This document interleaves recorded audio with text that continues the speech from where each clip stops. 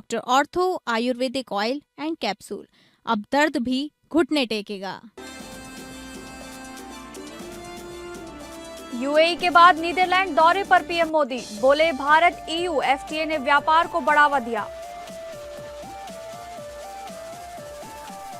Madhya Pradesh high court के फैसले के बाद भोजशाला में पूजा अर्चना शुरू। हाईकोर्ट ने कहा था भोजशाला परिसर हिंदू मंदिर है। मुख्यमंत्री मोहन यादव ने कोर्ट के फैसले का स्वागत किया। कहा अयोध्या के तर्ज पर विकसित किया जाएगा।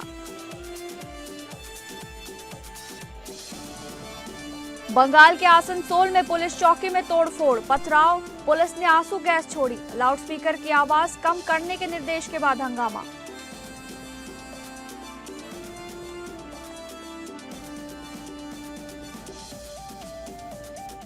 नमस्कार, आप सभी का बहुत बहुत स्वागत है टॉप अपडेट में। मैं हूं आपके साथ शालिनी राणा। शुरुआत करेंगे टॉप अपडेट की खबरों की। नरेंद्र मोदी अपने 5 देशों के दौरे के तहत नीदरलैंड पहुंचे, जहां हैग और एम्स्टर्डम में भारतीय समुदाय ने उनका भव्य स्वागत किया। इससे पहले प्रधानमंत्री यूएई दौरे पर गए थे, जहां ऊर्जा सुरक्षा को लेकर कई अहम समझौते हुए। नीदरलैंड यात्रा के दौरान व्यापार और टेक्नोलॉजी पार्टनरशिप को मजबूत करने पर विशेष जोर दिया जा रहा है। प्रधानमंत्री मोदी ने कहा कि भारत और यूरोपीय संघ के बीच हुए मुक्त व्यापार समझौते यानी एफटीए ने व्यापार और निवेश संबंधों को नई गति दी है। उन्होंने सोशल मीडिया प्लेटफॉर्म एक्स पर लिखा कि ये दौरा दोनों पक्षों के आर्थिक सहयोग को और मजबूत करने का अवसर बनेगा। पीएम मोदी ने सेमीकंडक्टर, जल प्रबंधन, स्वच्छ ऊर्जा और निवेश जैसे क्षेत्रों में साझेदारी बढ़ाने की बात कही। माना जा रहा है कि इस यात्रा से भारत और यूरोपीय देशों के बीच रणनीतिक और आर्थिक रिश्ते और मजबूत होंगे।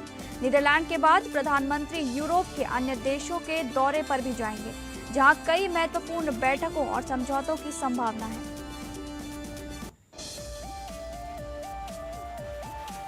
भोजशाला परिसर को लेकर हाईकोर्ट के ऐतिहासिक फैसले के बाद हिंदू पक्ष को नियमित पूजा अर्चना का अधिकार मिल गया है और आज से परिसर में अनवरत पूजा शुरू हो गई है। कोर्ट ने एएसआई सर्वे रिपोर्ट के आधार पर माना कि भोजशाला पूरी तरह मां वाग्देवी यानी सरस्वती मंदिर है। फैसले के बाद मोहन यादव ने कोर्ट के निर्णय का स्वागत करते हुए कहा कि राज्य सरकार इसका पूरा समर्थन सम्मान करेगी और फैसले के प्रभावी क्रियान्वयन में हर संभव सहयोग देगी। मुख्यमंत्री ने संकेत दिए कि पूरे धार क्षेत्र को अयोध्या मॉडल की तर्ज पर विकसित करने की तैयारी की जाएगी, ताकि सांस्कृतिक और धार्मिक पहचान को नई पहचान मिल सके। उन्होंने कोर्ट के निर्देश का भी स्वागत किया, जिसमें मां वाग्देवी की प्रतिमा को ब्रिटेन से वापस भारत लाने के मुद्दे पर केंद्र सरकार से विचार करने को कहा गया है। सीएम ने कहा कि भारतीय संस्कृति हमेशा सर्वधर्म समभाव, सामाजिक समरसता और भाईचारे की भावना को बढ़ावा देती रही है। उन्होंने भरोसा दिलाया कि प्रदेश में सौहार्द, सांस्कृतिक गौरव और सामाजिक सद्भाव बनाए रखने के लिए सरकार पूरी तरह प्रतिबद्ध है। भोजशाला फैसले के बाद धार में धार्मिक और सांस्कृतिक गतिविधियों को लेकर उत्साह का माहौल देखा जा रहा है। भोजशाला परिसर को लेकर मध्य प्रदेश हाईकोर्ट की इंदौर बेंच ने बड़ा फैसला सुनाते हुए विवादित स्थल का धार्मिक स्वरूप देवी सरस्वती के मंदिर का माना है। जस्टिस विजय कुमार शुक्ला और जस्टिस आलोक अवस्थी की बेंच ने एएसआई के 7 अप्रैल 2003 के उस आदेश को रद्द कर दिया, जिसमें मुस्लिम समुदाय को नमाज की अनुमति और हिंदुओं के पूजा अधिकार सीमित किए गए थे। कोर्ट ने कहा कि ये संरक्षित स्मारक होने के साथ भोजशाला का ही स्वरूप रखता है और यहाँ हिंदू पूजा की परंपरा कभी समाप्त नहीं हुई। फैसले में ऐतिहासिक और पुरातात्विक साक्ष्यों का हवाला देते हुए बताया गया कि ये स्थान कभी संस्कृत शिक्षा और वाग्देवी मंदिर का प्रमुख केंद्र था। कोर्ट ने कहा कि परिसर में मौजूद सजे हुए खंबे, मूर्तियां और स्थापित अवशेष मंदिर संरचना की पुष्टि करते हैं। एएसआई सर्वे 2024 में भी ये सामने आया था कि मौजूदा ढांचा पुराने मंदिरों के अवशेषों से निर्मित है। फिलहाल परिसर का प्रशासन एएसआई के पास रहेगा, जबकि आगे मंदिर प्रबंधन को लेकर केंद्र सरकार और एएसआई फैसला लेंगे।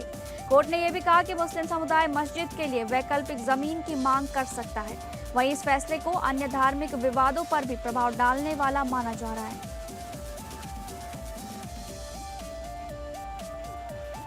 पश्चिम बंगाल के आसनसोल के रेल पार इलाके में लाउडस्पीकर की आवाज कम करने के प्रशासनिक निर्देश के बाद शुक्रवार रात तनाव फैल गया। बड़ी संख्या में लोग पुलिस चौकी पहुंच गए और देखते ही देखते भीड़ ने चौकी पर पथराव व तोड़फोड़ शुरू कर दी। उपद्रव के दौरान पुलिस और आम लोगों के कई वाहनों को नुकसान पहुंचाया गया, जबकि कुछ पुलिसकर्मी भी घायल बताए जा रहे हैं। हालात बिगड़ने पर पुलिस ने भीड़ को नियंत्रित करने के लिए लाठीचार्ज किया और आंसू गैस के गोले छोड़े। बताया जा रहा है कि राज्य सरकार के निर्देश पर इलाके में लाउडस्पीकर की आवाज सीमित रखने को कहा गया था, जिसको लेकर दिन में पुलिस और स्थानीय लोगों के बीच बातचीत भी हुई थी। घटना के बाद पूरे इलाके में भारी पुलिस बल और पैरामिलिट्री फोर्स तैनात कर दी गई है। डीसीपी वीजी सतीश पसुमार्ती ने कहा कि स्थिति अब नियंत्रण में है और सीसीटीवी फुटेज के आधार पर उपद्रवियों की पहचान की जा रही है।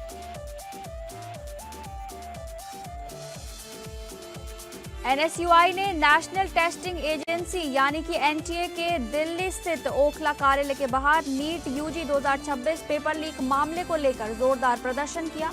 प्रदर्शन को देखते हुए इलाके में भारी सुरक्षा व्यवस्था की गई और बड़ी संख्या में दिल्ली पुलिस व आरएएफ के जवान तैनात किए गए। प्रदर्शनकारी छात्रों ने एनटीए को भंग करने और मामले में जवाबदेही तय करने की मांग उठाई।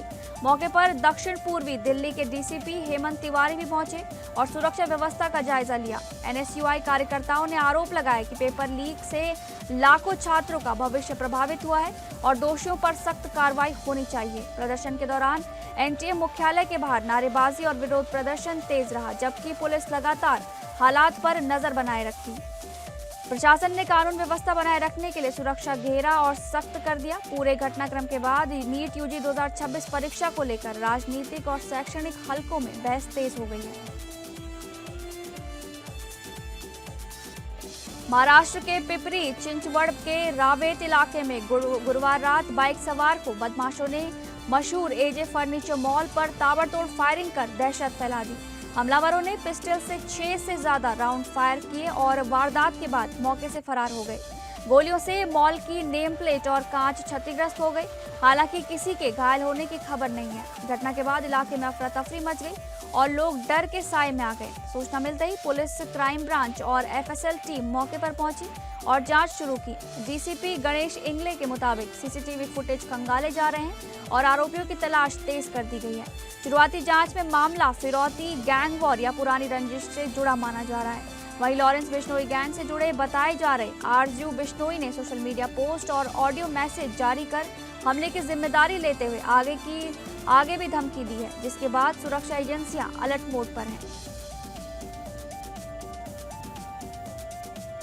योगी आदित्यनाथ के गोरखपुर दौरे के दूसरे दिन गोरखनाथ मंदिर परिसर में आयोजित जनता दर्शन कार्यक्रम में करीब 200 लोगों की समस्याएं सुनी गईं।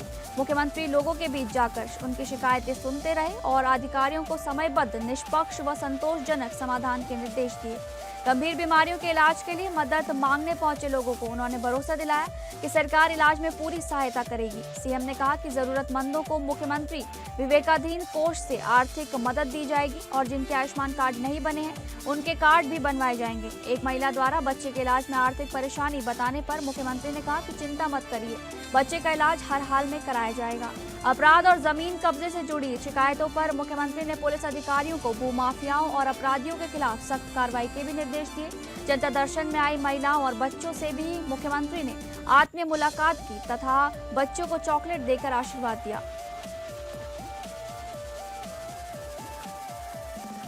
प्रधानमंत्री नरेंद्र मोदी द्वारा ऊर्जा संरक्षण और पेट्रोलियम उत्पादों की खपत कम करने के आह्वान के बाद उत्तर प्रदेश सरकार भी इस दिशा में सक्रिय नजर आ रही है। मुख्यमंत्री योगी आदित्यनाथ ने प्रदेश के मंत्रियों, जनप्रतिनिधियों और अधिकारियों को डीजल, पेट्रोल का यथासंभव कम उपयोग करने के निर्देश दिए हैं। इसी क्रम में अल्पसंख्यक कल्याण राज्य मंत्री दानिश आजाद अंसारी ने अपने लखनऊ स्थित सरकारी आवास से सचिवालय तक का सफर बाइक से तय कर ऊर्जा बचत का संदेश दिया। मंत्री दानिश आजाद अंसारी ने कहा कि प्रधानमंत्री का यह आह्वान केवल अपील नहीं बल्कि देश हित में जरूरी कदम है। उन्होंने कहा कि यदि हर नागरिक अपने स्तर पर थोड़ी थोड़ी बचत का संकल्प ले तो इसका बड़ा सकारात्मक असर देश की अर्थव्यवस्था और पर्यावरण दोनों पर पड़ेगा।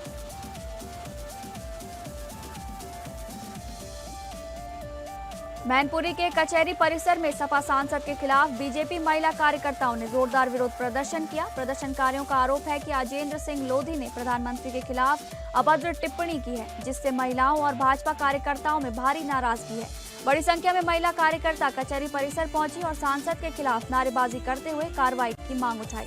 प्रदर्शन के दौरान भाजपा नेताओं ने कहा कि सार्वजनिक जीवन में इस तरह की भाषा स्वीकार नहीं की जा सकती और दोषियों पर सख्त कार्रवाई होनी चाहिए। महिलाओं ने विरोध प्रदर्शन के साथ ही राजनीति में महिलाओं को 33% आरक्षण देने की मांग भी दोहराई।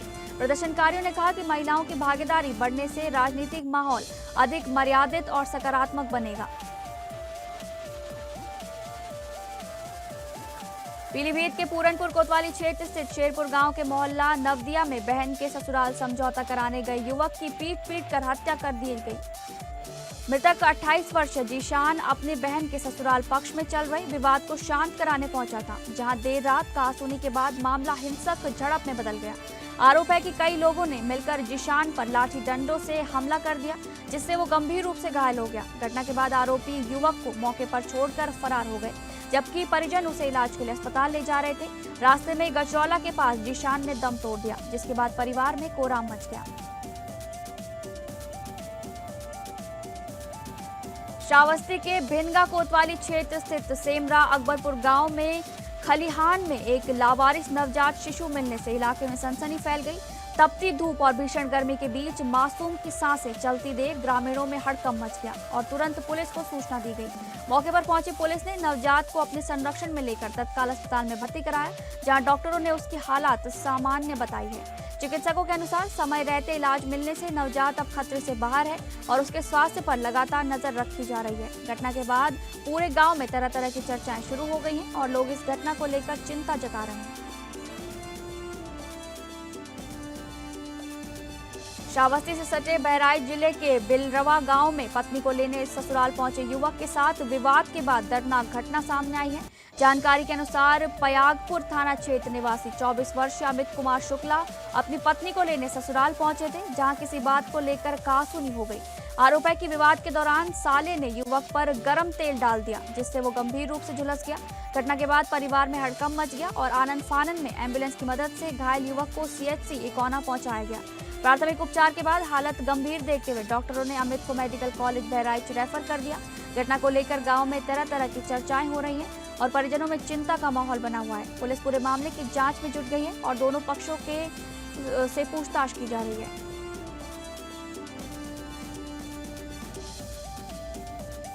खबरों के सिलसिले में आगे बढ़ेंगे। अंबेडकर नगर के अकबरपुर कोतवाली क्षेत्र स्थित कोटवा किरौनी गांव में मामूली विवाद खूनी संघर्ष में बदल गया, जहां दो चचेरे भाइयों के बीच हुई मारपीट में एक युवक की मौत हो गई। बताया जा रहा है कि खेत की जुताई के दौरान मेड़ पर बंधा बांस टूट गया था, जिसके बाद दोनों पक्षों के बीच कहासुनी शुरू हो गई। विवाद इतना बढ़ गया कि एक भाई ने गुस्से में बांस से दूसरे के सिर पर हमला कर दिया। गंभीर चोट लगने से युवक मौके पर ही गिर पड़ा और उसकी हालात बिगड़ गई। घटना के बाद गांव में अफरा तफरी का तनाव और माहौल बन गया। सूचना मिलते ही पुलिस मौके पर पहुंची और घायल युवक को अस्पताल भेजा गया, जहां डॉक्टरों ने उसे मृत घोषित कर दिया। पुलिस ने शव को कब्जे में लेकर पोस्टमार्टम के लिए भेज दिया है और मामले की जांच शुरू कर दी गई है। गांव में हुई इस घटना के बाद परिवार में कोहराम मचा हुआ है, जबकि पुलिस आरोपी की तलाश में जुटी है। अंबेडकर नगर के टांडा कोतवाली क्षेत्र में पुलिस और हिस्ट्री शीटर गौ तस्कर के बीच मुठभेड़ हो गई, जिसमें बदमाश पुलिस की जवाबी कार्रवाई में घायल हो गया। दौरारा पुल के नीचे पुलिस चेकिंग के दौरान संदिग्ध युवक को रोकने का प्रयास किया गया, लेकिन उसने पुलिस टीम पर फायरिंग शुरू कर दी। जवाबी कार्रवाई में आरोपी सज्जाद के पैर में गोली लग गई, जिसके बाद पुलिस ने उसे गिरफ्तार कर लिया। घायल बदमाश को इलाज के लिए CHC टांडा में भर्ती कराया गया है। पुलिस ने आरोपी के कब्जे से तमंचा, कारतूस और चोरी की बाइक बरामद की है। गिरफ्तार आरोपी अकबरपुर कोतवाली क्षेत्र के लोरपुर ताजान गांव का निवासी बताया जा रहा है और उसके खिलाफ गौ तस्करी, गौ हत्या, मादक पदार्थों की बिक्री तथा गैंगस्टर एक्ट समेत कई मुकदमे दर्ज हैं। CO टांडा शुभम कुमार ने बताया कि पुलिस टीम पर फायरिंग के बाद आत्मरक्षा में जवाबी कार्रवाई की गई, जिसमें आरोपी घायल हुआ।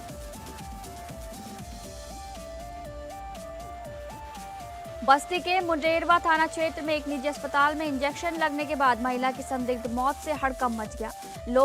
लोहदर गांव निवासी अनिल चौधरी अपनी पत्नी 27 वर्षीय रोशनी को खुजली की शिकायत होने पर इलाज के लिए अस्पताल लेकर पहुंचे थे, जहां कथित तौर पर 2-3 इंजेक्शन लगाए जाने के बाद उसकी हालत बिगड़ गई। परिजनों का आरोप है कि इंजेक्शन लगते ही महिला के मुंह से झाग निकलने लगा, लेकिन अस्पताल कर्मचारियों ने एम्बुलेंस उपलब्ध कराने के बजाय उसे बस्ती ले जाने की सलाह देकर टाल दिया। पति किसी तरह पत्नी को बाइक से लेकर निकला, लेकिन ओडवारा के पास पहुंचते पहुंचते उसकी मौत हो गई। घटना की खबर फैलते ही ग्रामीणों और परिजनों में आक्रोश फैल गया और अस्पताल पर लापरवाही का आरोप लगाते हुए जमकर हंगामा हुआ। सूचना पर पहुंची पुलिस ने स्थिति संभाली, जबकि कुछ कर्मचारी पीछे के रास्ते से फरार हो गए और एक कर्मचारी को हिरासत में लेकर पूछताछ की जा रही है। स्वास्थ्य विभाग ने अस्पताल का निरीक्षण कर उसे सील कर दिया है तथा सीएमओ डॉक्टर राजीव निगम ने मामले की जाँच शुरू कर दी है।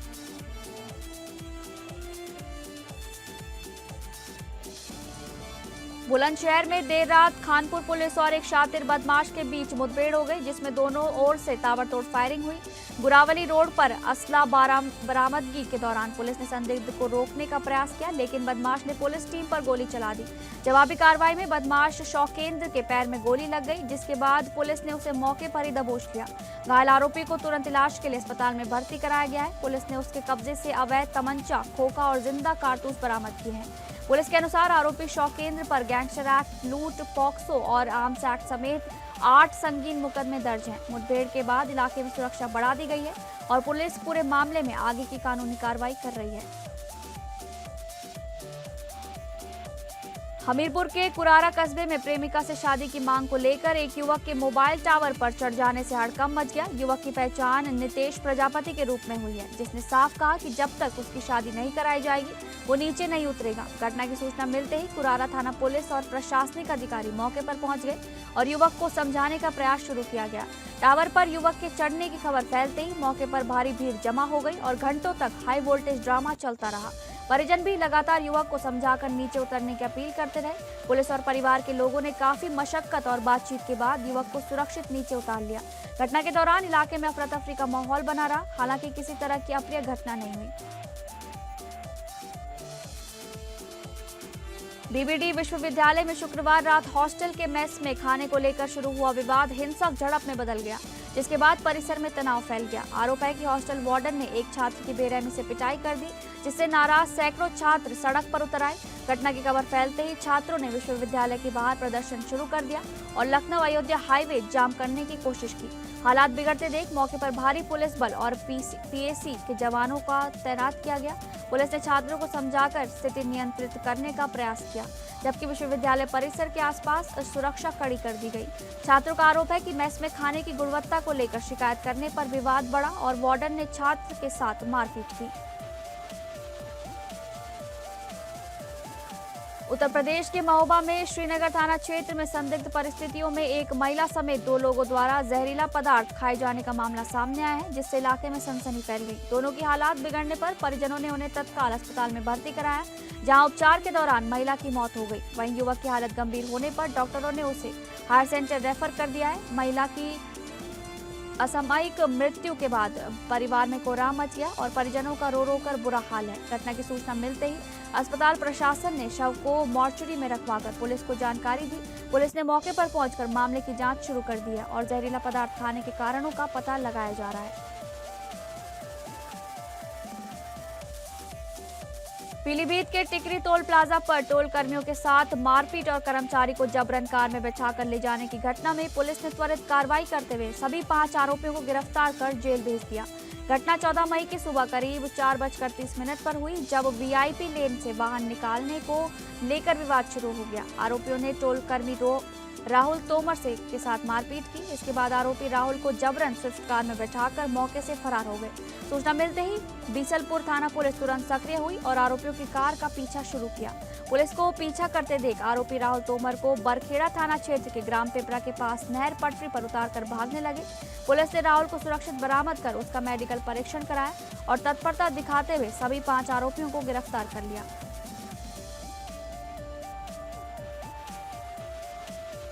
पेद्दी से दिव्येंदु शर्मा का रामबुजी लुक सामने आते ही सोशल मीडिया पर जबरदस्त चर्चा शुरू हो गई है। मिर्जापुर के मुन्ना भैया के रूप में लोकप्रिय दिव्येंदु अब साउथ सुपरस्टार रामचरण के साथ फिल्म में दमदार अंदाज में नजर आएंगे।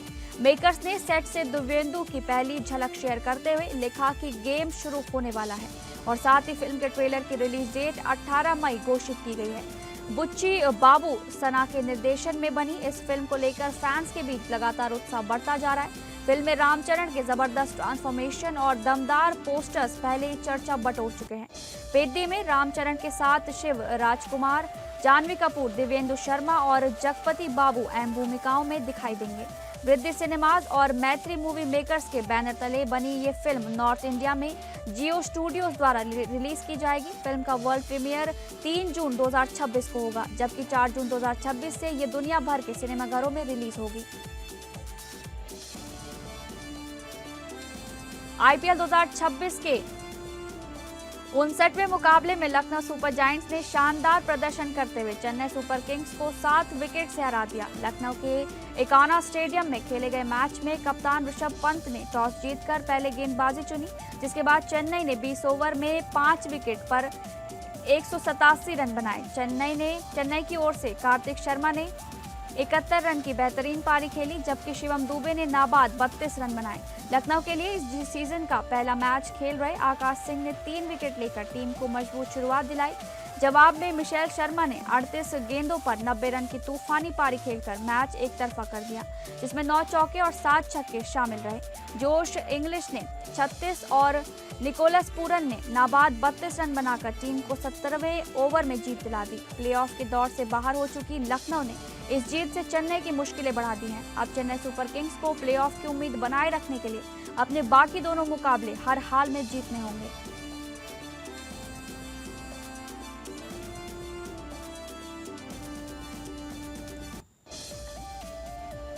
फिलहाल टॉप अपडेट में बस इतना ही। नमस्कार।